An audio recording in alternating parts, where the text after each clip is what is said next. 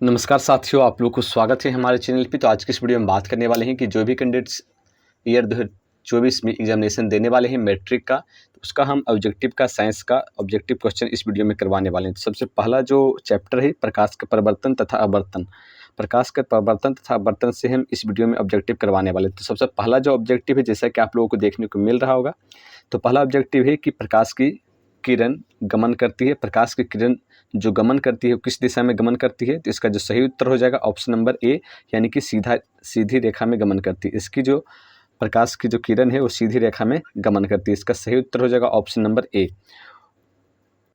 उसको question number दूसरा, जैसा कि आप लोग यहाँ देख सकते हैं, क्वेश्चन नंबर दूसरा है प्रकाश का वेग का न्यूनतम मान होता है। तो प्रकाश का वेग का न्यूनतम मान क्या होता है? तो अब जल्दी से बता दीजिए प्रकाश का वेग का न्यूनतम मान क्या होता है। तो इसका जो न्यूनतम मान होता है किस में होता है, यानी प्रकाश का जो वेग है उसका न्यूनतम मान किस में होता है? निर्वात में होता है, जल में होता है, वायु में होता है या कांच में होता है? तो इसका सही उत्तर हो जाएगा ऑप्शन नंबर डी, यानी कि कांच में होता है। इसका सही उत्तर हो जाएगा ऑप्शन नंबर डी, यानी कि कांच में होता है। प्रकाश का वेग का न्यूनतम मान होता है कांच में। उसके बाद फिर क्वेश्चन नंबर 3 में दिया गया मोटर गाड़ी के चालक के सामने लगा रहता है। तो मोटर गाड़ी के चालक के सामने लगा रहता है, क्या लगा रहता है? तो इसका सही उत्तर क्या हो जाएगा? देखिए पहला ऑप्शन है समतल दर्पण, उत्तल दर्पण, अवतल दर्पण और उत्तल लेंस। इसका सही उत्तर हो जाएगा option number B, option number B यानी कि उत्तल दर्पण। इसका सही उत्तर हो जाएगा ऑप्शन नंबर बी, यानी कि उत्तल दर्पण। इसके जो मोटर गाड़ी के चालक के सामने जो लेंस जो लगा रहता है उसको उत्तल दर्पण कहते हैं, और जो साइड मिरर रहता है साइड मिरर उसको उत्तल लेंस कहते हैं। उसके बाद फिर चौथा नंबर क्वेश्चन में दिया गया, चौथा नंबर क्वेश्चन में कि मोटर कार के हेडलाइट में किसका प्रयोग होता है?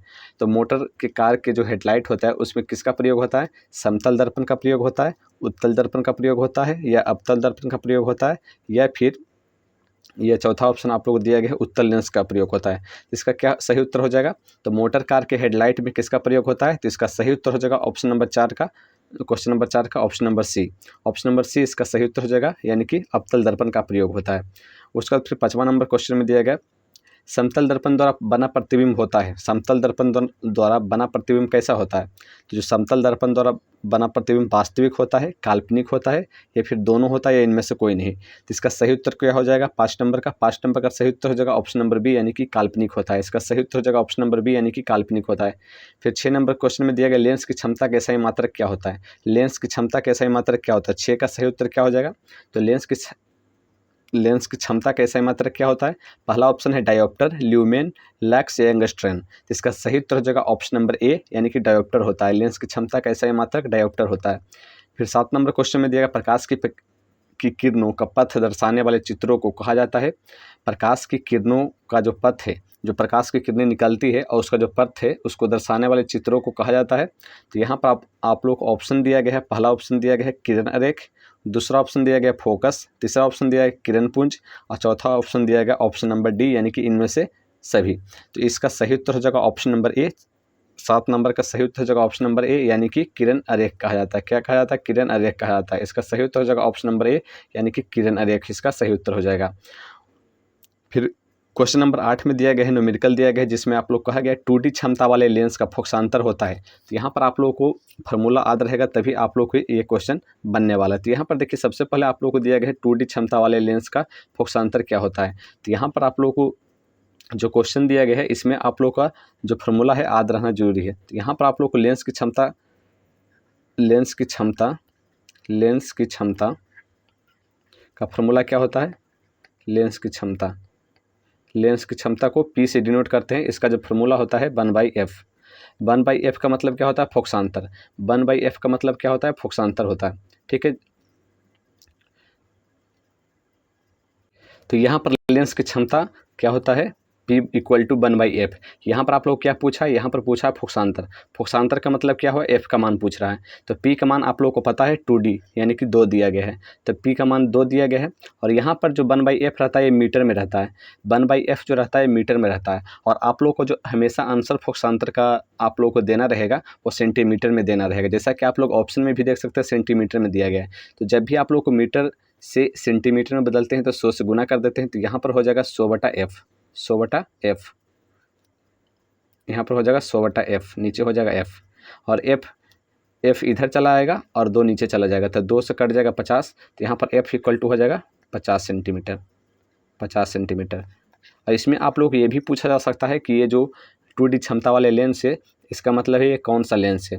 तो यहाँ पर आप लोगों को उत्तल लेंस जवाब देना है, क्योंकि जब भी आप लोगों को प्लस में 2D दिया रहेगा, इस प्रकार से जो 2D दिया गया है, अगर ये प्लस में है तो आप लोग समझ जाना चाहिए कि आप लोगों का जो है, और इसका जो फोकसांतर प्लस में आ रहा है 50 सेंटीमीटर, ऑप्शन नंबर डी, जैसा कि यहाँ देख सकते हैं 50 सेंटीमीटर आ रहा है, तो इसका प्लस में आ रहा है आंसर, इसका मतलब फोकसांतर प्लस में है, इसका मतलब कि उत्तल लेंस है। उसके बाद फिर आप लोगों को दिया गया 9 नंबर क्वेश्चन में, किसी उत्तल लेंस का फोकसांतर 50 सेंटीमीटर है तो उसकी क्षमता होगी। तो यहाँ पर आप लोगों को किसी उत्तल लेंस की फोकसांतर दिया गया है और आप लोगों को क्षमता यहाँ पर बताने के लिए बोला जा रहा है। तो आप लोग अभी ही पढ़ें कि आप लोगों का फॉर्मूला क्या होता है, P = 1/f, लेंस की क्षमता = 1/f। ये आप लोग को क्या होता है, मीटर में होता है, इसको सेंटीमीटर में बदलने के लिए 100 से गुना करना पड़ता है। तो यहाँ पर 100 यहाँ पर कर दीजिएगा तो यहाँ पर सेंटीमीटर में आ जाएगा। 100 यहाँ पर करना सेंटीमीटर में आ गया। यहाँ पर क्या दिया गया है, 50 सेंटीमीटर दिया गया है। तो यहाँ पर फोकस के जगह पे यहाँ पे फोकस की जगह पे 50 सेंटीमीटर लिख देंगे।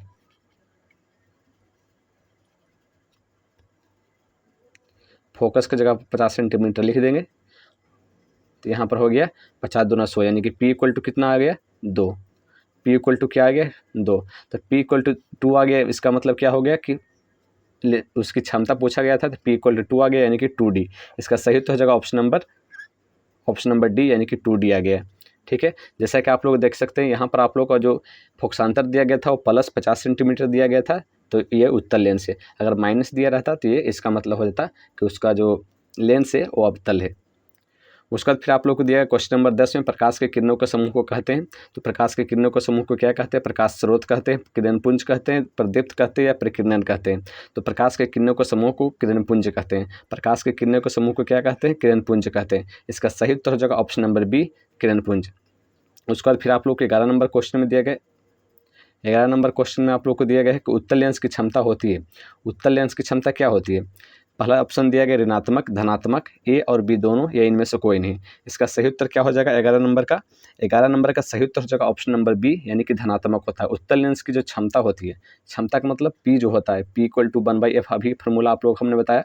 तो जो P है वो कैसा होता है, तो उत्तल लेंस का जो क्षमता का जो P होता है, जैसा कि हमने आप लोग को अभी आया 2D आया, प्लस में दिया गया था और उत्तल लेंस भी दिया गया था, इसका मतलब धनात्मक होता है। अगर यहाँ पर अवतल लेंस कहा जाता, अवतल लेंस, तो आप लोगों को ऋणात्मक होता। उसके बाद फिर आप लोग को 12 नंबर क्वेश्चन में देगा अवतल लेंस की क्षमता होती है। अवतल लेंस की क्षमता क्या होती है, जैसे कि हमने अभी ही आप लोग को बताया कि अवतल लेंस की जो क्षमता होती है वो ऋणात्मक होती है, यानी कि P जो होता है, P का जो मान होता है वो ऋणात्मक होता है। P का जो मान होता है वो ऋणात्मक होता है। इसका सही उत्तर हो जाएगा ऑप्शन नंबर ए, यानी कि ऋणात्मक होता है। उसके बाद फिर 13 नंबर क्वेश्चन में दिया गया 13 नंबर क्वेश्चन में दिया गया है कि उत्तल लेंस को कहते हैं। उत्तल लेंस को क्या कहते हैं, उत्तल लेंस को क्या कहते हैं, तो इसका सही उत्तर हो जाएगा अभिसारी लेंस कहते हैं। उत्तल लेंस को अभिसारी लेंस कहते हैं। इसका सही उत्तर हो जाएगा ऑप्शन नंबर ए, उत्तल लेंस को अभिसारी लेंस कहते हैं। और जो अवतल लेंस है उसको अपसारी लेंस कहते हैं। अवतल लेंस को अपसारी लेंस कहते हैं।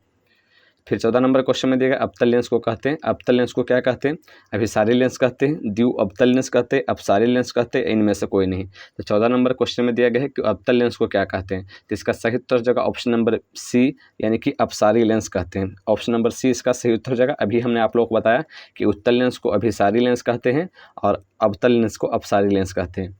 फिर 15 नंबर क्वेश्चन में फिर क्या दिया गया है, 15 नंबर में दिया गया है निम्न में से कौन सा पदार्थ लेंस बनाने के लिए प्रयुक्त नहीं किया जा सकता। यानी कि निम्न में से ऐसा कौन सा पदार्थ है, जो ऑप्शन में दिया गया है उनमें से कौन सा पदार्थ है जिससे लेंस नहीं बनाया जा सकता। पहला ऑप्शन आप लोग को दिया गया है जल, दूसरा ऑप्शन दिया गया है कांच, तीसरा ऑप्शन दिया गया प्लास्टिक और चौथा ऑप्शन दिया गया है डी, यानी कि मिट्टी। तो इसका सही उत्तर हो जाएगा क्वेश्चन नंबर 15 का सही उत्तर हो जाएगा ऑप्शन नंबर डी, यानी कि मिट्टी। मिट्टी से कभी भी लेंस नहीं बन सकता। देखिए प्लास्टिक से बन सकता है लेंस, कांच से भी बन सकता है और पानी से भी बन सकता है लेंस, लेकिन मिट्टी से लेंस नहीं बनाया जा सकता। इसका सही उत्तर हो जाएगा ऑप्शन नंबर डी, 15 का। उसका फिर 16 नंबर क्वेश्चन में दिया किस दर्पण से हमेशा वस्तु से छोटा प्रतिबिंब होता है। यानी कि कौन सा ऐसा दर्पण है जो वस्तु से छोटा प्रतिबिंब बनाता है, यानी कि जितना वस्तु रहता है उससे छोटा प्रतिबिंब बनाता है। जब आप लोग मिरर में देखते होंगे अपने चेहरा को, तो कभी कभी जो लेंस होते हैं, बहुत सारे ऐसे दर्पण होते हैं जिसमें आप लोगों का, आप जितना बड़ा रहते हैं उससे छोटा आप लोगों का प्रतिबिंब उसमें बनता है। तो यही पूछा जा रहा है कि कौन सा दर्पण है। पहला ऑप्शन दिया गया समतल दर्पण, उत्तल दर्पण, अवतल दर्पण। तो 16 का सही उत्तर हो जाएगा option number B. Option number B यानी कि उत्तल दर्पण में जो है आप लोगों का जो प्रतिबिंब है वो आप लोगों का प्रतिबिंब से हमेशा उसमें जो दिखाई देगा वो छोटा ही दिखाई देगा, और जो समतल दर्पण में होता है वो बराबर दिखता है, और अवतल दर्पण में आप लोगों को बड़ा दिखता है। फिर 17 नंबर क्वेश्चन में दिया गया 17 नंबर में किस दर्पण से वस्तु का बड़ा प्रतिबिंब बनता है। तो 17 नंबर क्वेश्चन में दिया गया किस दर्पण से वस्तु का बड़ा प्रतिबिंब बनता है। जैसा कि अभी हमने आप लोगों को बताया कि किस दर्पण से आप लोगों का छोटा प्रतिबिंब बनता है, तो उसका उत्तल दर्पण आंसर था। और इसमें आप लोगों को पूछा है कि वस्तु का बड़ा प्रतिबिंब बनता है, तो इसमें आप लोगों का क्या सही उत्तर हो जाएगा, ऑप्शन नंबर बी यानी कि अवतल दर्पण। इसका सही उत्तर हो जाएगा 17 नंबर का, किस दर्पण से वस्तु का बड़ा प्रतिबिंब बनता है, यानी वस्तु जितना बड़ा रहेगा उससे भी बड़ा प्रतिबिंब उसमें दिखाई देगा। तो कौन सा दर्पण रहेगा, अवतल दर्पण रहेगा, तभी ये बड़ा प्रतिबिंब दिखेगा। उसके बाद फिर 18 नंबर क्वेश्चन में दिया गया प्रकाश के परिवर्तन के कितने नियम हैं। प्रकाश के परिवर्तन हैं उसके कितने नियम हैं। इसका सही उत्तर हो जाएगा ऑप्शन नंबर बी यानी कि 2 नियम है। प्रकाश के परिवर्तन के 2 नियम है। उसका फिर 19 नंबर क्वेश्चन में दिया गया है जब प्रकाश की किरण हवा से, जब प्रकाश की जो किरण है वो हवा से कहाँ, कांच में जब प्रवेश करती है तो कहा जा रहा है तो मुड़ जाती है, यानी कि जो किरण है वो हवा से कांच में प्रवेश करती है तो किस प्रकार से मुड़ जाती है, यही आप लोगों को पूछा गया है। पहला ऑप्शन दिया गया है ए, अभिलंब से दूर हो जाती है, ठीक है, जो अभिलंब है उससे दूर हो जाती है, या अभिलंब से निकट रहती है, या फिर अभिलंब के समानांतर रहती है, या फिर इनमें से कोई नहीं। तो इसका सही उत्तर हो जाएगा 19 नंबर का ऑप्शन नंबर बी, यानी कि अभिलंब के निकट हो जाती है, 19 का ऑप्शन नंबर बी हो जाएगा सही उत्तर। फिर 20 नंबर क्वेश्चन में दिया गया है कि फोटोग्राफी कैमरा का अभिदृश्यक होता है, फोटोग्राफी कैमरा है उसका अभिदृश्यक क्या होता है। तो 20 का सही उत्तर हो जाएगा ऑप्शन नंबर ए, यानी कि उत्तल लेंस। उसमें कौन सा फोटोग्राफी में रहता है, उत्तल लेंस का प्रयोग किया जाता है। फोटोग्राफी कैमरा में उत्तल लेंस का प्रयोग किया जाता है। फिर 21 नंबर क्वेश्चन में दिया गया 21 नंबर में साइड मिरर के रूप में प्रयुक्त होता है।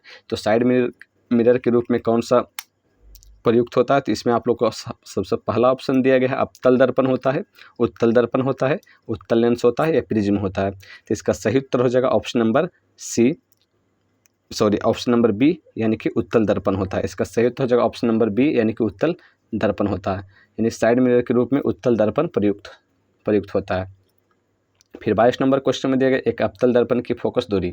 इसमें आप लोग क्वेश्चन दिया गया एक अवतल दर्पण की फोकस दूरी 10 सेंटीमीटर है, तो उसकी वक्रता त्रिज्या क्या होगी। तो यहाँ पर आप लोगों को क्या दिया गया है, एफ दिया गया है। यहाँ पर आप लोगों को एफ दिया गया है, एफ इक्वल टू क्या, 10 सेंटीमीटर।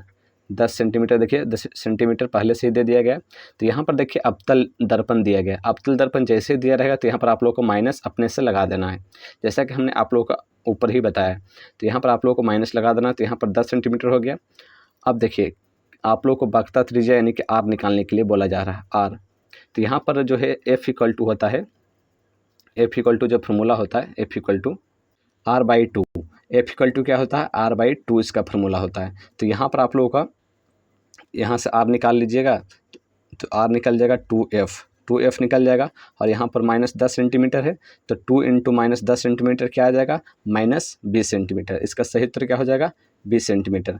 इसका सही उत्तर क्या हो जाएगा, 20 सेंटीमीटर। ठीक है, यहाँ से आप लोग को उत्तर क्या आ जाएगा, 20 सेंटीमीटर। यहाँ पर आप लोगों को प्लस ही दिया गया है, तो यहाँ पर प्लस माइनस कभी कभी मायने नहीं रखता है, उससे कोई दिक्कत नहीं है। अब प्लस में भी आंसर दे दीजिएगा तो आप लोग का नंबर जो है मिल जाएगा, लेकिन इतना ध्यान रखिए कि माइनस में होता है। ठीक है, उसका फिर अगला जो है 23 नंबर क्वेश्चन में दिया गया निर्गत किरण एवं अभिलंब के बीच का कोण को कहते हैं। जो निर्गत किरण है और जो अभिलंब है, जो निर्गत किरण है, जो अभिलंब है, ये अभिलंब है, और जो निर्गत किरण आता है वो उसके बीच का जो कोण बनाता है, उसको क्या कहते हैं, ये आप लोगों को कहा गया है। तो निर्गत किरण और जो अभिलंब का बीच कोण को क्या कहते हैं, तो इसका सही उत्तर हो जाएगा ऑप्शन नंबर सी, यानी कि निर्गत कोण कहते हैं। क्या कहते हैं, निर्गत कोण कहते हैं। फिर 24 नंबर क्वेश्चन में दिया गया सरल सूक्ष्मदर्शी में किसका उपयोग होता है। तो सरल सूक्ष्मदर्शी में किसका उपयोग होता है, पहला ऑप्शन है अवतल दर्पण का उपयोग होता है, फिर दूसरा ऑप्शन है कि उत्तल दर्पण का उपयोग होता है, फिर तीसरा ऑप्शन है अवतल लेंस, फिर चौथा ऑप्शन है उत्तल लेंस। तो इसका सही उत्तर हो जाएगा 24 नंबर का ऑप्शन नंबर डी, यानी कि उत्तल लेंस का प्रयोग होता है। किसका प्रयोग होता है? उत्तल लेंस का प्रयोग होता है। फिर 25 नंबर क्वेश्चन में दिया गया, 25 नंबर में किस लेंस के द्वारा सिर्फ काल्पनिक प्रतिबिंब बनता है? किस लेंस के द्वारा सिर्फ काल्पनिक प्रतिबिंब बनता है? 25 नंबर का पहला ऑप्शन दिया गया उत्तल, अवतल या बाइफोकल या इनमें से कोई नहीं। तो इनमें से कौन सा हो जाएगा? तो इसका सही उत्तर हो जाएगा ऑप्शन नंबर बी, यानी कि अवतल लेंस से हमेशा जो है काल्पनिक प्रतिबिंब बनता है। अवतल लेंस से हमेशा क्या? काल्पनिक प्रतिबिंब बनता है। फिर 26 नंबर क्वेश्चन में दिया गया, 26 नंबर में परावर्तन के नियम से निर्धारित होता है। परावर्तन के नियम से क्या निर्धारित होता है? पहला दिया गया है आपतन कोण परावर्तन कोण के बराबर है। फिर दिया गया है परिवर्तन कोण अपवर्तन कोण के बराबर है। आपतन कोण विचलन कोण के बराबर है, या इनमें से कोई नहीं। तो इसका सही उत्तर क्या हो जाएगा? परिवर्तन के नियम से निर्धारित क्या होता है? तो 26 का सही उत्तर हो जाएगा ऑप्शन नंबर बी, परिवर्तन कोण जो है अपवर्तन कोण के बराबर होते हैं। परिवर्तन कोण I इक्वल टू आर आप लोगों ने पढ़ा होगा, जो परिवर्तन कोण है अपवर्तन कोण के बराबर होते हैं। फिर 27 नंबर क्वेश्चन में दिया गया काल्पनिक प्रतिबिंब होता है। तो काल्पनिक प्रतिबिंब क्या होता है? सीधा होता है, उल्टा होता है, दोनों होता है, या फिर कोई नहीं। तो देखिए काल्पनिक प्रतिबिंब पूछा है तो हमेशा आप लोग का याद रखना है सीधा होता है, और जो वास्तविक प्रतिबिंब होता है वो उल्टा होता है। ये आप लोग को ध्यान में रखना। तो इसका सही उत्तर हो जाएगा 27 नंबर का ऑप्शन नंबर ए, यानी कि सीधा होता है। ऑप्शन नंबर ए यानी कि सीधा होता है। 27 का सही उत्तर हो जाएगा ऑप्शन नंबर ए, सीधा होता है। फिर 28 नंबर क्वेश्चन में दिया गया लेंस में मुख्य फोकस की संख्या कितनी होती है? लेंस में मुख्य फोकस की संख्या कितनी होती है?